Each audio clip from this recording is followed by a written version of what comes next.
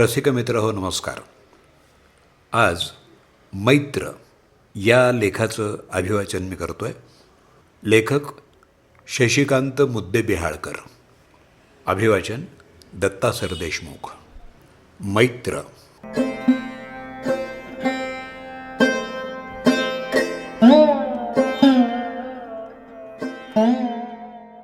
1967ची डिसेंबर महिन्यातली गोष्ट.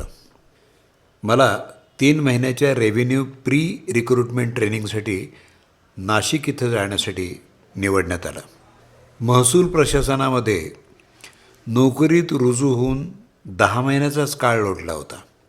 या ट्रेनिंग पिरियडमध्ये मला फक्त 50 रुपये विद्यावेतन म्हणजे मराठीत स्टायपेंड मिळणार होतं. खरं तर मी नोकरीत रुजू झालो होतो. मला पगारही मिळत होता. पगाराव्यतिरिक्त स्टायपेंड मिळणार असतं तर ठीक होतं, पण नुसतं स्टायपेंड मिळणार म्हणून मी या ट्रेनिंगसाठी जायला तसा राजी नव्हतो. आणि नाशिकसारख्या ठिकाणी 50 रुपयात कसं होणार ही चिंता मला लागलेली होती.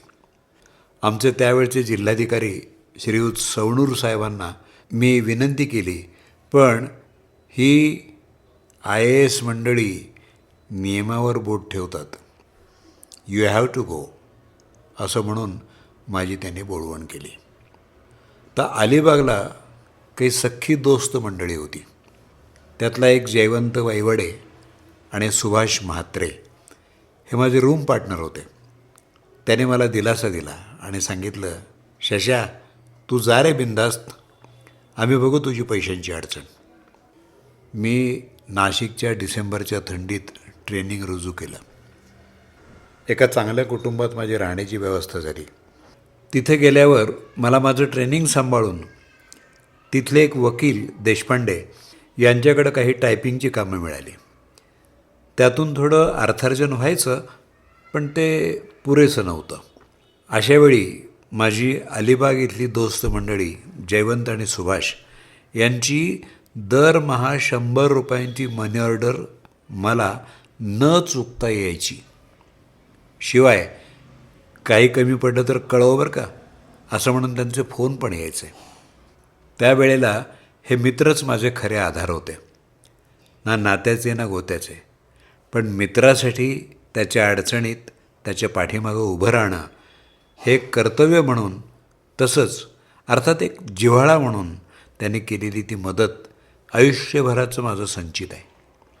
आजही आम्ही निवृत्त असलो तरी मित्रच आहोत. कधीतरी भेटी होतात, जुन्या आठवणीत रमून जायला होतं. मैत्र हे नातं रक्ताच्या नात्यापेक्षा प्रेमळ असतं, हेच खरं.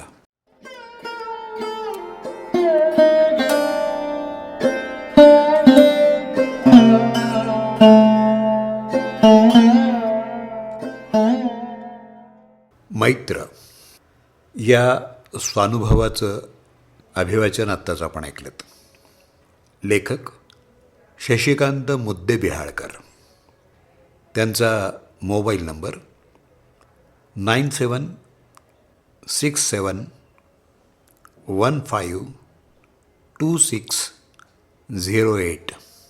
अभिवाचन दत्ता सरदेशमुख. 8329730186.